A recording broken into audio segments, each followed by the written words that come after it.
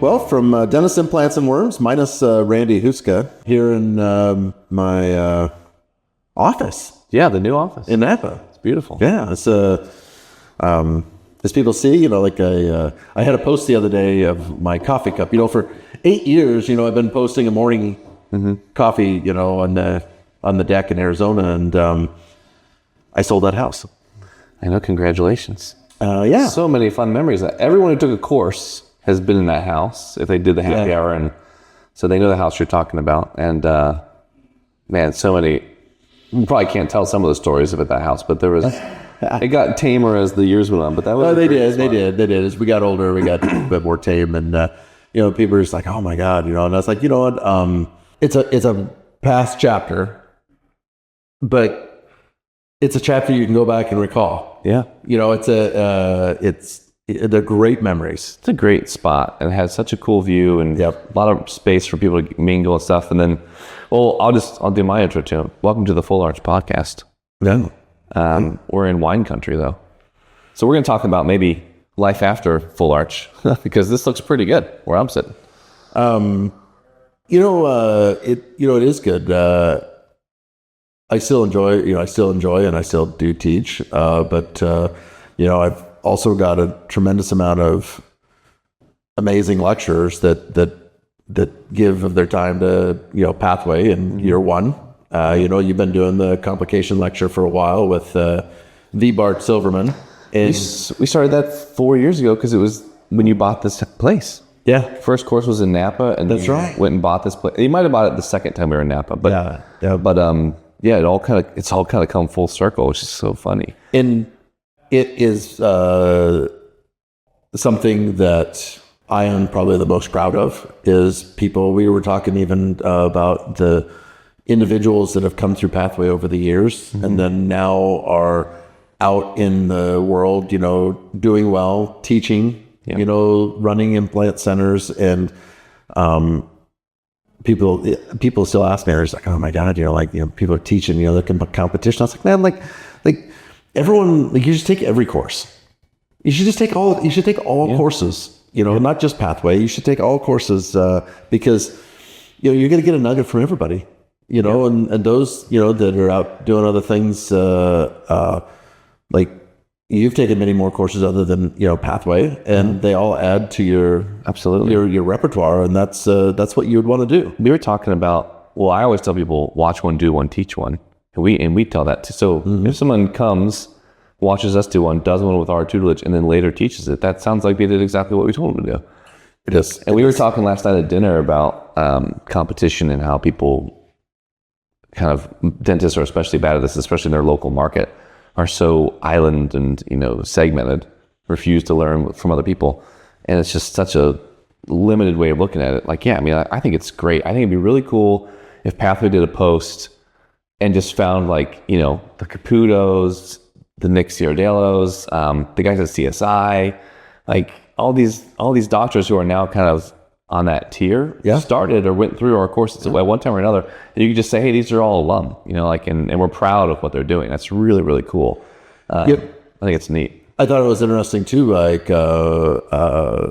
3D dentists do a nice job over in, Tennessee, Tennessee and Raleigh. And, Sully and T-Bone came out and took our sinus course. That's right. And now they offer a sinus course, and that's great. There's 200,000 dentists. We only have 12 spots in a sinus course, and we do it 3 times a year. I mean, this can't be the only place to learn how to do it. Well, I saw this stat, 30 million Americans with no teeth, one of those kind of things. Yeah. And you're worried about the guy down the street maybe doing some implants. It's there's plenty of sites where implants can go in. You don't need to be so concerned about it. I think it's great. I mean, we were talking right before this podcast about how many courses there are now. And Dr. Miller and I have considered doing courses, and we realized the demand, the supply is outstripping the demand right now for some of these bigger courses. So it's kind of interesting. We're in this weird point when 5 years ago, there would be one course to learn sinus lifts. And now it's you kind of have your choice. It's an interesting place to be. I think the intro part of implants is still very active because there aren't that many great places like Pathway that really have it well-rounded like that.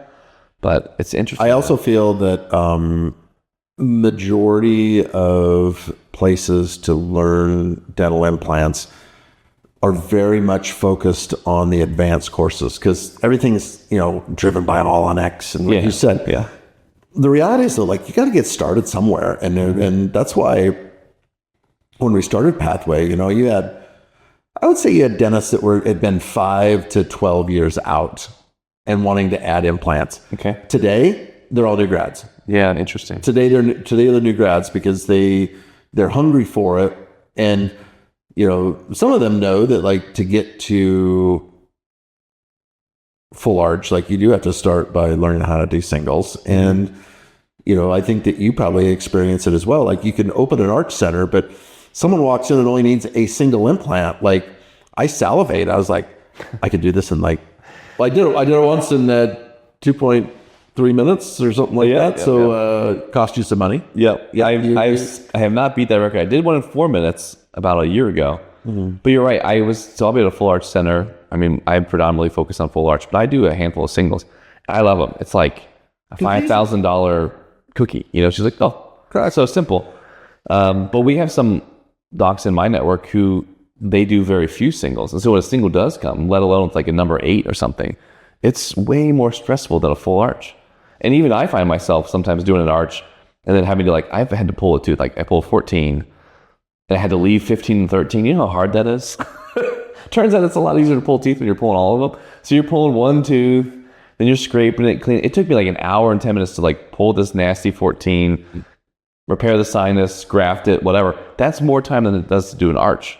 It's not going, my God, I forgot how you can be so efficient in arches and then you kind of get humbled again. You're like, okay, wow, that took a long time to pull one tooth. So dentistry is interesting like that. I don't know if you were there the day, it's been a little over a year ago now. Ania woke up, we'd wake up and, have our coffee on the patio and, go down to the center. And Steve was sitting there and he was just pretty glum. He was just kind of sad. And I was like, what's up, buddy? And 29, the crown of 29 is in his hand. And I was like, oh, I said, do I get to go to work this afternoon? And he's like, yes, finally time. So then I was I said, well, how long have you been missing? 15.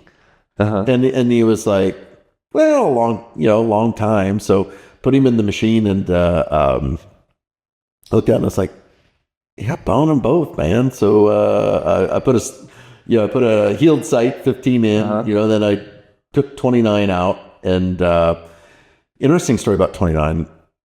Have you heard a story about Antarctica? About who? About Antarctica. When he was in the military as a dentist, and he did 2 6-month tours in Antarctica. Really? In the Navy. And he was the only dentist in Antarctica. There's hundreds of people down there. Yeah. Scientific station and such. And he went into his commanding officer one day and said, he goes, hey, I need to catch a flight back to, because Christchurch, New Zealand is the closest place, 6-hour flight, and he said, I need a flight to Christchurch. And the guy's like, really? You just want to commandeer a C-170 or a C-17 or whatever they are? And he's like, and to get a tooth fixed? And he goes, and they called him Dental Doc. And he's like, Dental Doc, I believe we have a dentist on the continent. And Steve's the only dentist on the continent. He did his own root canal. Oh my God. 1988, maybe, somewhere in there. Some which lasted till 2025. Wow. Yeah. That's impressive. Yeah. Rubber dam down in Antarctica, maybe? Yeah. A little mirror action? I wonder how it did that. Anyway, so I took this, took 29 out and, put an implant in there and with I put a smart J peeler over the top and I go to lunch. I think you were there because went to lunch and it was taco day. Oh, and I look over there and I'm like, Steve, are you eating nachos? I remember this thing. And he's just like, well, and I said, And I look at that. He's got nachos like jammed down alongside this thing because he's numb. And I was like, you teach this class about like what like post-op instructions, and then you're chomping down on nachos. Oh my God. 2 weeks later, next course. Steve's like, you got a problem. I was like, what's that? And he's like, It's mobile. it's mobile. And I was like, God damn it. So the clinic we went, I just give you a little septicane, and I like pull it out. I said, well, now we got to graft it. Oh man. So, and that was like 8 months ago. So I think in 2 weeks, I'm going to drop a new one in there. Try again. Bury it this time. But you know what? The interesting, how he loves PRF. We didn't do a bone graft.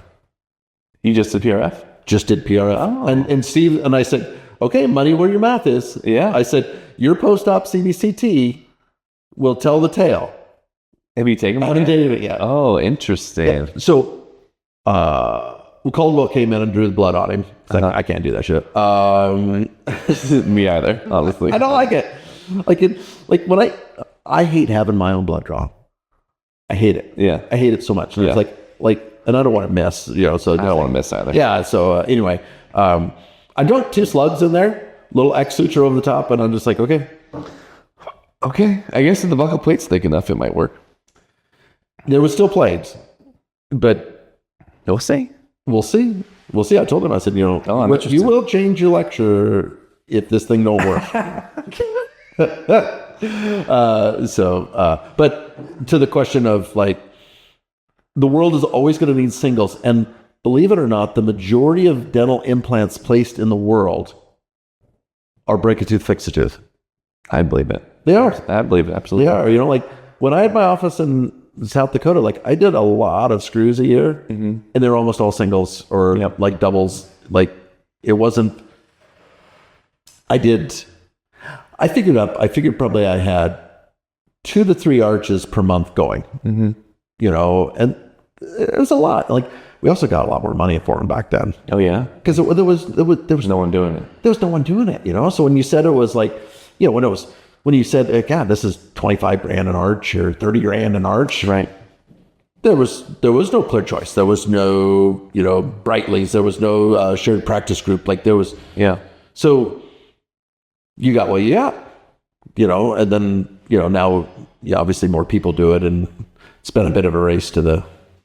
Yeah, there's a floor has developed where anyone below the floor is clearly like losing money or or doing something weird. Like you'll get these $9,000 an arch, but when they get there it's 15, Right. Because they're offering. But there was also a reason they used to be so expensive, because what has been driven down is the lab costs. way Like down. when I did my first zirconia bridge,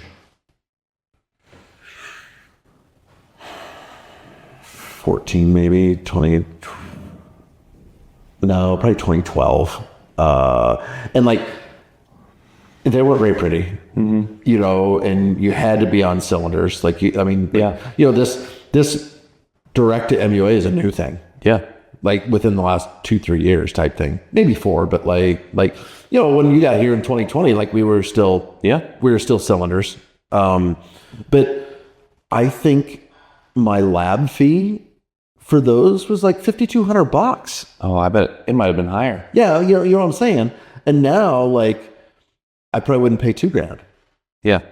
Well, there's like, it was, I think the first one I ever did, I did NDX and sequence, which the whole guided stuff and the pre-made PMMA, it was like $7 or $8 grand all in. And then some of them would be 5 for the Zirc. And if you want a PMMA, it's an extra grand.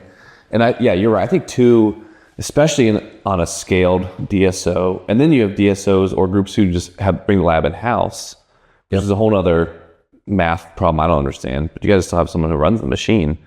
But yeah, I think that's come down big time. And you're still getting some offices that are offering the printed long-term temp stuff because they're trying to kind of find that, can I do this for 12 to 15 and still make it profitable? And every one of those that I've tracked for more than a year ends up backing out of that because they just start breaking.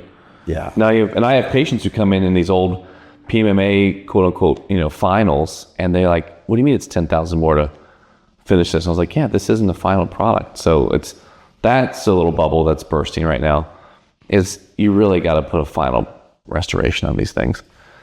Yeah, the only non-zirconia final that I have seen to have some good long-term success is like Evidence product that is milled. The teeth that's it's all monolithic. The teeth, it's all monolithic. Yeah, and it's high impact.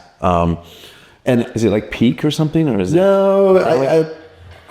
I'm not sure what the material is. It's like an acrylic, but it's high impact. But it's milled out of a puck. Okay, and it's strong. But you got to have material thickness too. You know, like a lot of these. A lot of people, when they don't do enough reduction and they do the things, and they're like, I'm gonna prove this out and put them in a PMMA. And I was just like, well, like all you're doing is like killing your clock hours, because every time these PMMAs break, like you're spending hours. And now your profitability meter is going backwards. Right. Like it's spinning backwards. Right.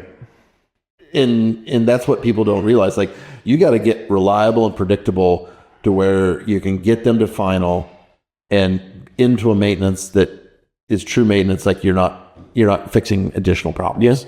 Yeah. Yeah. Like it's. And every time they break or get loose, there's so much torsion and stress that's like you could lose implants at that point.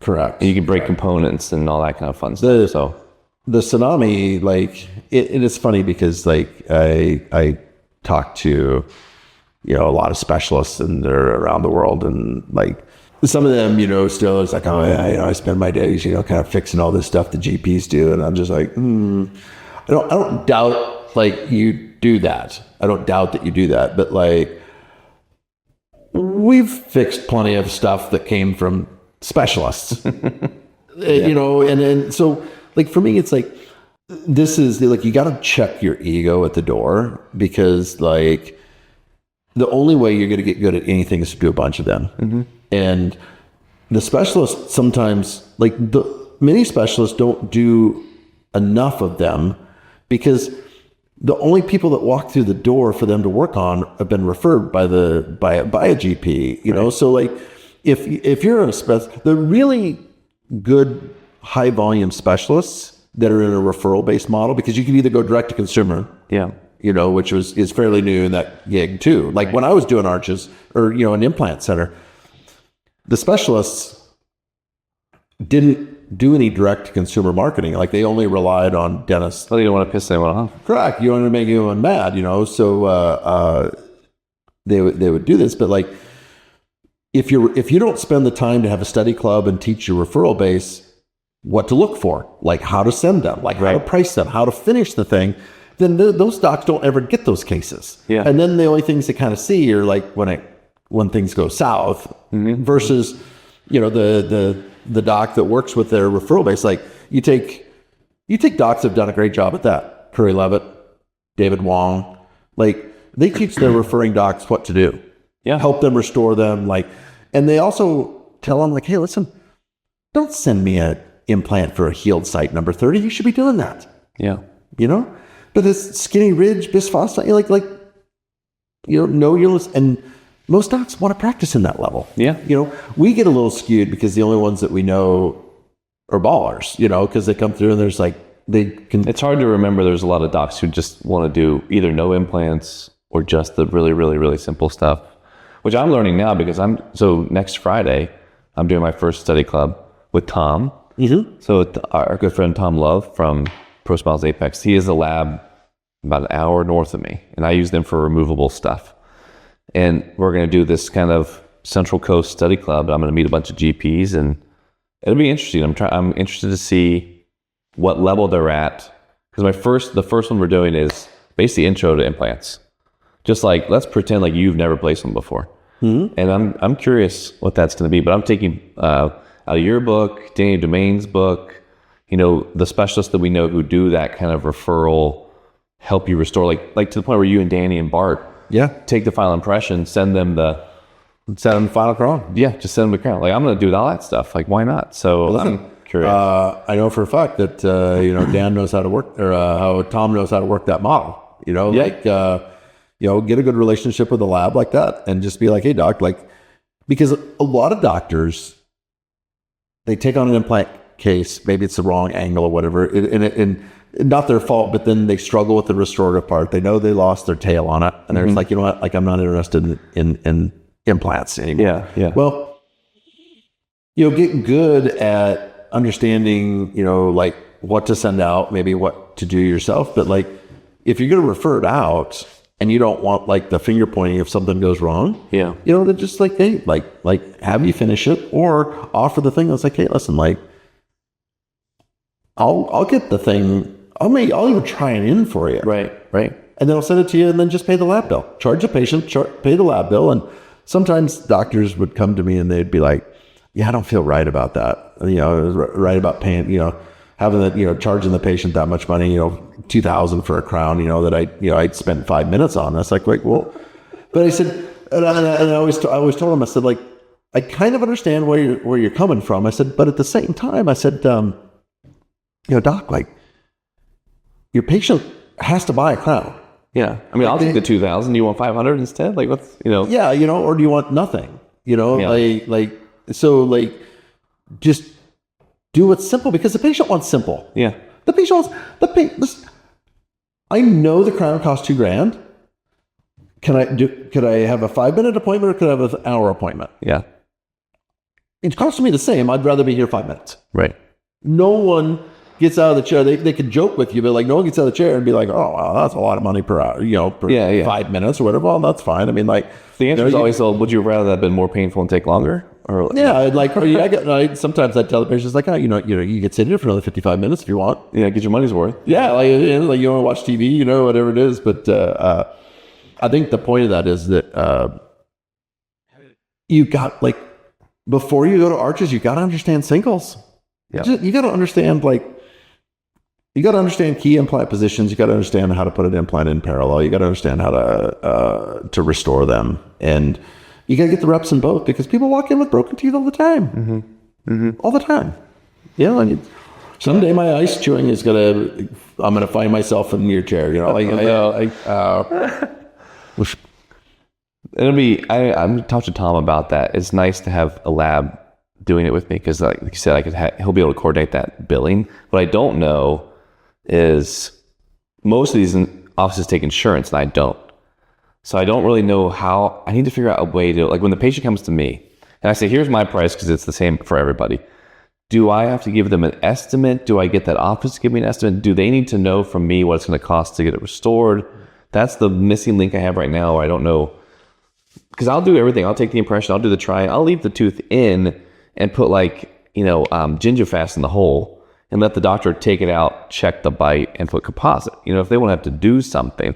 My all-on-4s that I refer back, that's how I'm doing it. I'm delivering the final zirconia. They don't have to buy the Vortex screwdrivers from Danny. This is a lot of stuff they have to buy. But I'll leave the gingiva in there and just have them confirm the bite, take it out, Teflon, composite. It'll still take them a good half hour to do all that. And but I don't know. I need to figure out. Now with all-on-4, the way it's working is I have a fee. It's $25,000 for an arch. I'm just going to take 4 of that and send it to the referring doctor, and I'm going to pay the lab bill and everything else. They're going to patient's going to show back up to them. They're going to take out the composite, put in composite, and they're going to get a $4,000 check, and they get to bill out the final. That's the only thing I can think of for all NX. No insurance, none of that stuff. Single crowns are a little bit more interesting because, the different insurance. There's some insurance coverage. There's some insurance coverage there. So that's what I don't really know the workflow for yet. And I was a fee for service tier. I didn't take their insurance, and you would find they'd be like, a lot of that first appointment is covered by insurance, the extraction, grafting, the implant body itself, and we just had a very simple form, and we would we'd put the codes and stuff in there for it, or we just say mail this in, turn this in, and you'll get something back. But I was always like, I don't know. I don't know how much other benefits already been used up. I don't know if they'll deny this. I I don't know, but like here's how you do it. Yeah. And that's it. And oh God. It was that, or we say like, hey, listen, we're going to save your insurance money for the crown. Or you and your doctor that know how to work with that insurance company. But like, I'd hate to do it and then they deny it because they're like, we don't cover implants. And then someone's pointing fingers at someone, like, so the pre-auths and all that crap I had to do in GP Raw, it's like, that's what I'm avoiding right now with my current office. So I'm bringing in a little barrel of worms that I'm not sure I'm ready for, but we'll figure it out. No, listen, I'm going to go on a small little rant on insurance and patients. Like, at some point, your patient has to own their condition. And that, like, for me, it's like you are in this condition for whatever reason. Like, yeah, you bit on something hard. Like, I get it wasn't your fault, but like whatever that is. And like dental insurance is not really insurance. It's just a benefit plan that your employer provides for you, Yeah. and everyone's heard all this before, but like what I really want to talk about is like the maintenance of this stuff and for me, like hygiene. Like hygiene used to be in fee for service, it's still a nice profit center. Mm-hmm. But if you take insurance, like you find a little work here, but like it's not. And like we have to get out of this mindset of, well, like I got to take their insurance, so they'll come in. I was like, well, like our patients need to own their own health. Like, some people don't need their teeth cleaned twice a year. Mm-hmm. They just don't build up calculus. They don't need it twice a year. Right. Dentistry should be concierge based. Listen, you want your teeth cleaned once a month because it feels. I know people that are like, I love going to the dentist. I love the feel. You want that? You can come once a month. It just costs you. Yeah. It's like a gym. Like not like one fee. $15. You might come in all the time, but like it should be more concierge. Like you care about your teeth and you want them to be seen once a quarter, half a year, once a year, every other year. That's great, but like you have to understand that like if you don't ever come in, the problem's going to be bigger, and it's going to cost you like more money. Like I just feel like you could solve so many of these problems by having the patients actually understand that it's their responsibility. Their health is their responsibility. Like you go to a physician, I go to the Mayo every year, mm-hmm. but like if I miss my appointment or I just, I'm late to like sign up, like, they don't call and hound me. Yeah. They're like, well, like, and doesn't want to be seen this year. So what? Right? Yeah. Like they don't care. Yeah. They care like when you're there, but like it's not their job to hound them to come in for your annual physical. It's up to you. Like that's why so many people, like that's why so many males that have never had any health issues make it into their 40s and 50s before they've ever had a physical because like because they don't know. They don't know, right? They don't know, yeah. But like, this is the classic. You and I always say, like, what's the worst thing about a 50-year-old guy? He hasn't seen a doctor in 12 years. No, he doesn't know if he has. So everything on the health history, like it's not a lie. It's just inaccurate. Yeah, you just can't. It's potentially inaccurate because like you look at the boxes like, do you have diabetes? No. Well, no. No one's ever told me I have diabetes. Yeah, no. You're like you have any cardiovascular issues?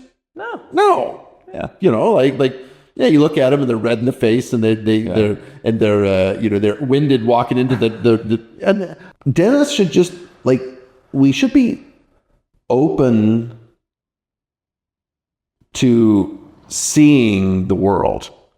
There's some people estimate that like you only take in about 2 to 3% of what you actually, like you only retain 2 or 3% of what actually comes into you. Like it's the same about be cognizant of watching your patient walk into the waiting room mm-hmm. or into the operatory. Like, are they winded? Are they completely mobile? Do they use a cane? Like they have a limp? Like right. all these things. Like, what's their complexion? You know, are they beet red? You know, are they gray as a ghost? You know, like those all tell a tale. Yeah.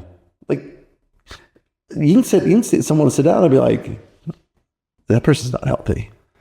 Yeah. Yeah, like, and you know, those people always have money. Of course. Yeah, you know, like, you know what I mean? Like, they have money, so you're just like, fuck yeah, we'll do it all on X. You know, like, maybe we should get things checked out. But I mean, like, you wouldn't be. So, I don't know. Well, our good friend Andy Farkas just opened a practice in Montecito, and it's concierge style, no hygiene department. But he's going to do he'll do fillings, crowns, cosmetics, implants, everything. And he's never planning on bringing a hygienist on board full time. He's going to be going, hey, then you go somewhere else. Because you know what? The patient is responsible for their health. Yep. Like, it's a little bit of the European model. I mean, now I'm starting to see that, you know, a lot of these states have these hygiene can work without a doctor thing. And that might mean, man, 10 years ago, that sounded so terrible to dentists, like business wise, like, man, we can't afford to. And now hygiene's so expensive post COVID. I don't think most dentists would like to have hygiene in there. It's a loss leader. It's a way to bring people in and hope that they have treatment needed. Listen, and let the hygienist figure out how to make a business out of it. Yeah, because you have to pay California. It's like $50-something an hour, maybe more, for hygienists. Oh, Chris is paying in the 60s in the Portland. And reimbursements are still probably like $79 for a cleaning. You know, so it better be a half-hour cleaning. And I mean, yeah. So you just hope that you don't lose a ton of money on hygiene, and then enough people come through that need treatment. It used to be 30% of your profit was hygiene in the healthy GP practice. I mean, it's a whole different model now. So Andy is, I think more practices are going to open like Andy's, where it's like hygiene is an option. You know, it's not or hygiene. If I was able to go back into like true private practice, I would have the same model. Yeah, I'd be like, hey, listen, like, I'm here to diagnose your disease and to fix you. But the maintenance of it is like, I don't do the maintenance. And I think you know, and even if a dental board called you in front, you'd be like, hey, listen, like, you're telling me that I have to have a hygienist and I have to have a maintenance program, and now you're forcing me to lose money. Like, you're telling me there aren't enough hygienists anyway to do. No. So I don't have a hygienist in our practices don't have hygiene. So we finish a case and it's, okay, go find a GP that can see you. I'll see you once a year for a pano and an intraoral exam. I don't take the prosthetic out, you know, thanks to the American Academy of Prosthodontics. And unless there's bone loss, bleeding, or suppuration, you should never take those down. Yeah. You should never take them down. So the stress on the threads and the material and the time, you know, Mike Tischler wrote a paper of this, and this is 10 years ago. You know, arguing that fact. Yeah, like he wrote a paper 10 years ago about how you should never take them down without those three things, because the metal fatigue, buying new screws, the time, the opportunity to screw it up. Yeah. You should never take them down. Well, then Piramati came out with that AAP position paper, which was like a final stamp of approval on that idea. But then no one takes out bridges. If you got a bridge from 13 to 15, you're not taking that out once a year to clean underneath it. An implant bridge or a tooth-borne bridge for that matter. Like, so it's one of cut your bridge off every 5 years to check out. Just to clean the tissue underneath it. It's just unnecessary. So there's little things like that where everyone gets stuck in this. Yes, you're supposed to remove it every year, right? And then someone points something out like that, like, what do you do if they have a bridge from 7 to 10? You take that out every year? You're like, of course not. And then you're like, why are those different then? All right, we're back. All right, we got cut off from the original because camera overheated due to user malfunction. Yeah, just that's all right. But technical issue. We were talking about implant stuff, which we've talked about ad nauseum on these. Let's actually move on, because I think, sorry for those of us cut off. We did talk about warranties and how we talk to patients about the long-term longevity of this stuff, but I want to hear about Napa because we're here. And so yesterday you gave us a tour of the cave in the future wine tasting room, which will be hopefully done next couple months by fall. We're hoping July. Oh, that'd be sick. max August. So I was walking down there with the tour just imagining how we're going to teach courses here. So please enlighten us on what the goal is. I imagine that's part of the plan, right? I mean, you never leave teaching. no. Like, the camera doesn't show you what we're looking at, and that's a vineyard that's have terraces that are cut into the hillside, and there's rocks stacked, to hold the soil and stuff. And those original terraces were cut in here in the late 1800s by the original Behringer brothers that came out here. So it's one of the first vineyards in all of Napa Valley, and mountain fruit. But like the wine is just different, than teeth, right? Like you watch it grow. You take care of it. You pick the grapes. You squish the grapes. You make wine. You put it in an oak barrel. It sits there for 2 years. Mm-hmm. Then you put it in a bottle. Then your winemaker says, "Oh, it's got to stay in the bottle for 6 months before it starts to taste better. And then it'll only get better with age. And then you go out and you sell it. But it's cool to have something that you made that people may go home and drink today, tomorrow, next week, next month, next year, next 10 years, mm-hmm. whatever. And it's a part of, and every year's got a story. Like 2023, our first vintage, a phenomenal growing year. Like most people, some of the people in Napa are calling it a generational harvest. It was so good. And the juice is really, really good. Then 24 was not far behind it. 25, our 25s are now in the barrel. It's hard to believe I have 3 vintages. Yeah. It's okay. But now that I know, when we tasted the 25, now they're not mature. They haven't been in the barrel but for 3 months. But it's good, but 23 is great. It's so interesting. Yeah. I think wine and bourbon are the 2 most romantic spirits to me because of that. All the little the water here, where that wheat was grown, and then the barrels it goes in, how long, where it's moved, and wine even more so the bourbon because of now it sits in a bottle. Now it continues to mature. Bourbon doesn't mature once it's in the bottle. I mean, it's the same as it is the day it's put in the bottle. So there's so much romantic to that. And then if you come to a place like this, join the wine club, take a bottle home, take a case home, open it in a year, and you just are reminded of that experience. That's really, really cool. And I think that wine is so much different than dentistry, right? Because our patients come in and they never ask you "Hey Steve, what makes you tick? Why'd you get into dentistry? Where are you from? What do you like to do? Right. No one cares. And the answers aren't that interesting typically anyway. It's but everybody that comes here wants to know. Yeah. They want to know. It's interesting to have someone like the project that I'm seeing. I've known about this place for 4 years since you bought it. I've been watching. You show me the plans. You show me the footers.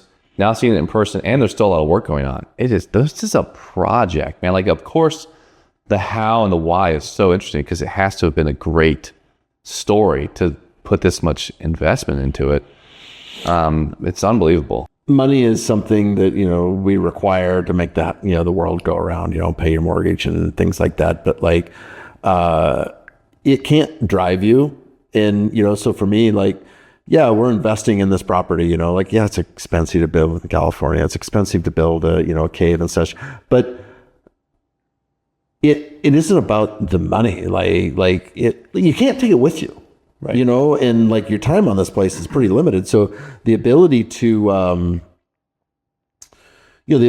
build something to unify people and to have people come and have a bond and to really get together. And we talked earlier about how Pathway has always done that. You come to a course, you may not know anyone, you leave knowing 15 other people typically, and 2, 3, 4 of them in clusters will stay together and they'll come back. I mean, we've seen it for all 6 years. They come back to courses together, and I hope that they come out here together. Yeah. 2 couples, 3 couples come out, and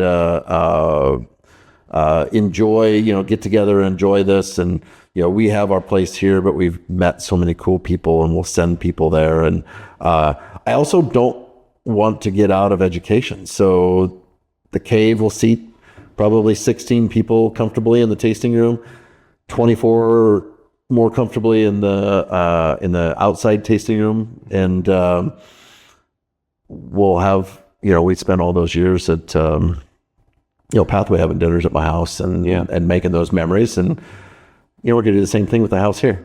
Yeah. You know, like we'll do a course. You had a great idea earlier. Like, come here with your spouse, bus pick you up, come to the course. We'll send the bus back about an hour or so before the course is over. You know, bring your significant other up here. Then we'll do the cave tour. Then we'll do the formal tasting and teach people about it. And then we'll have dinner at the house. Yeah, that sounds so cool. Yeah. Then Saturday morning we'll finish up whatever course it is. In the afternoon we'll pick a couple neighbor wineries and go visit them and experience their story. And I think this story is important to the dentist. But you know what else I think they'll learn from this is it's important to learn others' experience. Like, you know, I truly believe the only thing that makes, you know, a successful doctor like overrun with success is their ability to talk to their patients. If you can talk to your patients about what they need, how it gets done, and they feel that you're authentic in what you're telling them, they'll let you do whatever. Yeah. Like sometimes it might be too expensive for them, but they'll figure it out. Like if they want it and they see the value in it and they need it. And I think that one of the things that I get from going to different wineries is that, like, what was their experience? Like, what was my experience there? Yes. Because I want to take the bests of those, incorporate them into this. Like, you know, what do they do really, really well? Oh shit. Like Chris is the one that's like detail oriented. Like she looks at something and it's like, hey, like your tasting sheet. Like I would only want the tasting sheet to say Stephen McKenzie on it. Like, welcome. Oh, Chris is so good at that kind of stuff, man. Yeah, right. Because you guys are gonna have a small group. It sounds like we're not one of those huge. No. Like this isn't like God no, nope. Like buses can't even come up this road, I imagine. No, so like we're into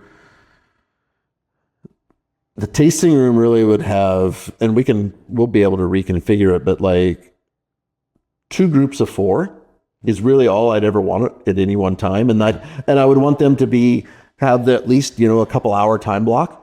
Okay. So that they don't feel rushed, that they can just relax and talk amongst themselves. Like it's not all about like drinking wine. It's not about pounding wine to get drunk. And I think that's where it's different than a brewery or something like that. Like, you know, you can nurse the whole same glass of wine all day long or, you know, all afternoon, and that's fine. Yeah. You know, and it's also why, like, we don't give, like, no one gives like these big pours, because it's not like you don't need a glass of wine to see whether you like this one. Like a small amount, you know, 20 milliliters, like to swirl it, to smell it, to taste it, and then try a different one. You know, like we've got 8, 9, 10 SKUs. Like if you wanted to try all ours, like you certainly wouldn't want a glass of each.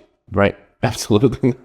You know, so just a little bit, and it's not like we're being chintzy, but like, no, like we're not being chintzy. Like you come to me and just say, hey, listen, I really like that one. I'd pour you a little big, I'd give you a little more of it. You know, like it's not about, I don't believe anyone comes to Napa to get wine drunk. The experience. I mean, I think the first time I came out here, you go to the big ones on the valley floor, and it is a little bit of an assembly line. It's like, 2 spots open up at the bar. I go there, and it's like, bam, bam, bam, try this one. And there's like all 7 are in front of you, you know. They just leave you alone till you finished all 7.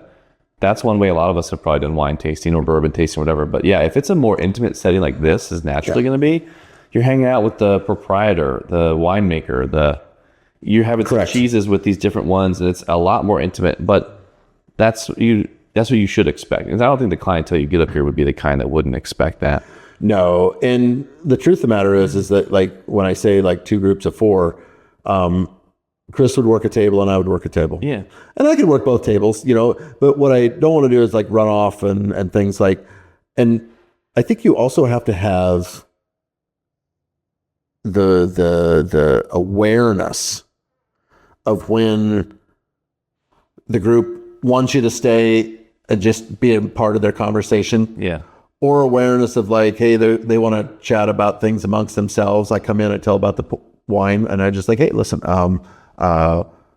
I'll keep an eye on you when you're ready to try the next one. I'll come back. Need me in the middle. You got a question, you raise your hand. But you have to have an awareness of that. And I think that also pans into dentistry. Like you got to have an awareness of, is the patient interested in what you're talking about? And if they're not, like, save your breath. Yeah.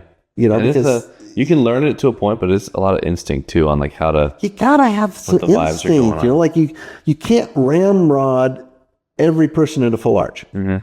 Some of them just aren't going to go. Like they know they got a problem, but then when you point out the problem, they'd rather keep the problem than the fix, and that's okay. You'll eventually need the fix, but surgery may sound scary. Needles may sound scary. I'm gonna pass on that. You probably sedate most of your patients.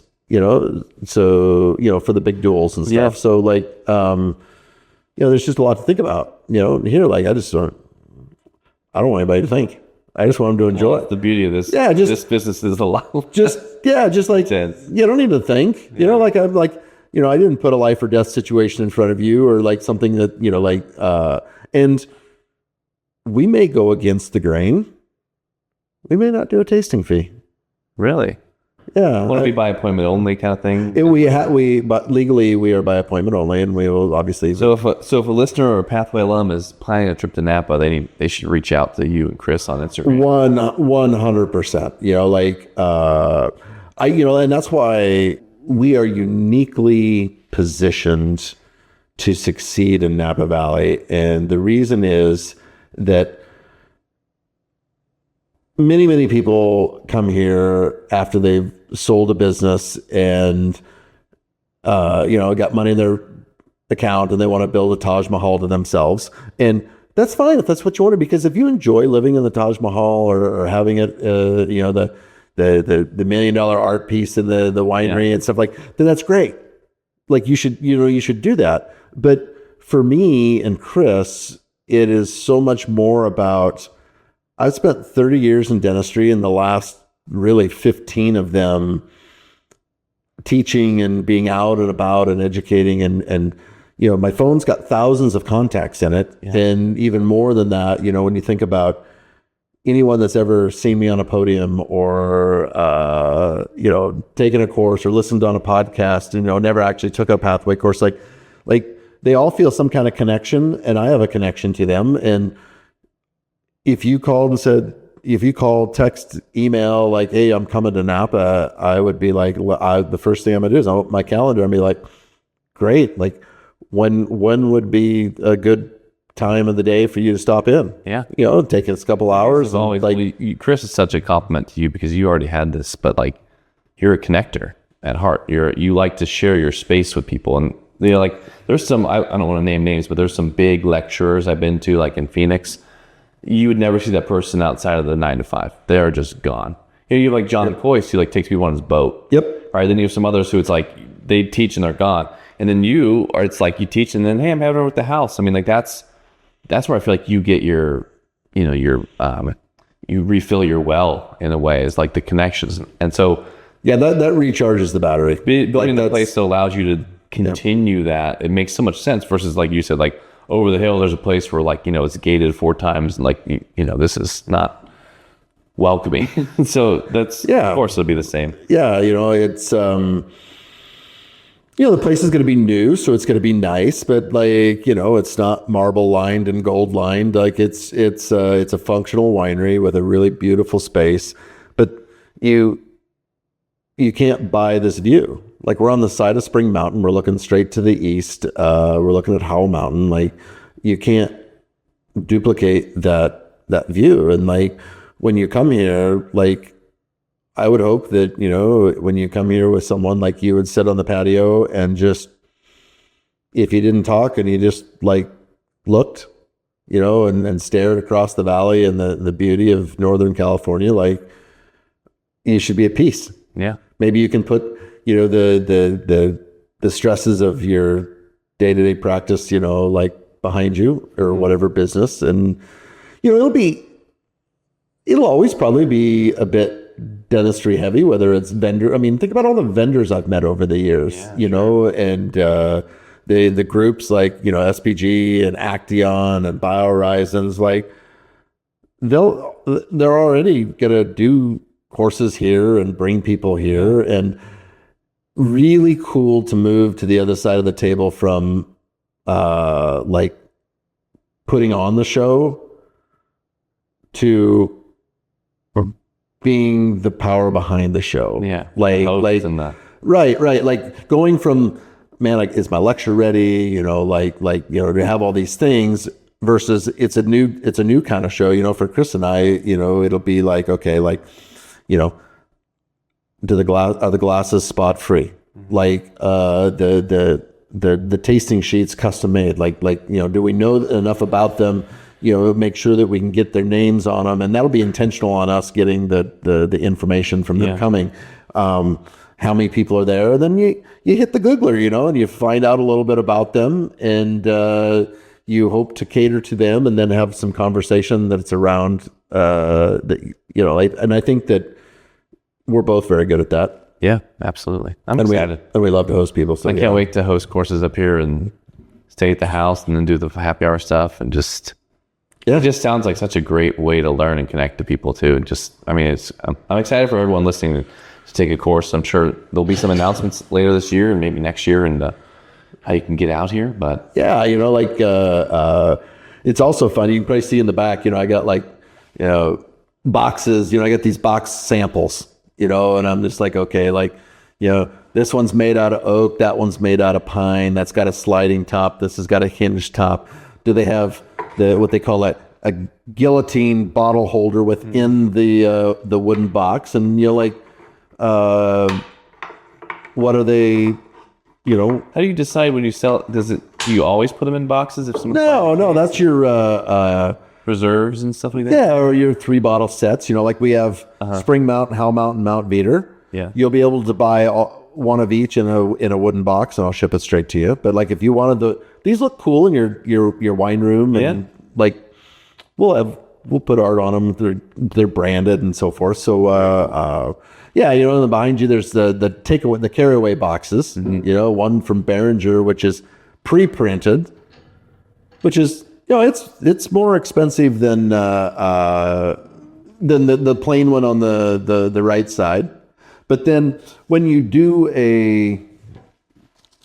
bottle, these are how many extra labels we had left over. Oh, yeah. So I was like, well, I could do I could do the plain box and just stick a label on there. Yeah. So I could, like, there you go. And I've already got these. I've got good job. Hundreds. And that's just one of the it's so fun because this reminds me when I built my first dental office, my scratch. You get to pick all of this stuff from the beginning. The logo, the type font, it's beautiful typography. I love the kind of cursive with the Y, and then your guys' logo is really cool. And I'm a big fan. But yeah, and I agree. Like, one of the things that is super fun about this is the principles that you've learned in business over the years still apply here. Mm-hmm. And I still believe that, like, you can't force someone to choose you as your dentist, and I can't force someone to choose to come to our winery over the other 800 that are in the valley. Yeah. Or can I force them to buy? Right. But if I provide an experience that moves them to the point where they want to take that bottle of wine home, because, like, it's an extension of you, right? Like you buy this bottle of wine, which, by the way, is the very first red wine that came off the assembly line. That's the very first bottle. Right. This was the very first. This was the very first bottle of red that we bottled last year. This one, however, the old titanium. This is the very first bottle we ever bottled. Cool. You got to put some label out so no one accidentally opens it or something. Well, I know. I mean, they're replacing that with something else. But, well, speaking of wine, we got lunch plans and some tastings to get to. So yep. And we're supposed to go down the hill and bring some wine with us. So, man, always good to catch up. Yeah, thanks for having us. Can't wait to have you back. And so from the official end of the Dentist Implants and Worms and the Fixed Arch podcast, we'll catch you all again in Napa. Cheers. Cheers. Yeah, go drink some wine.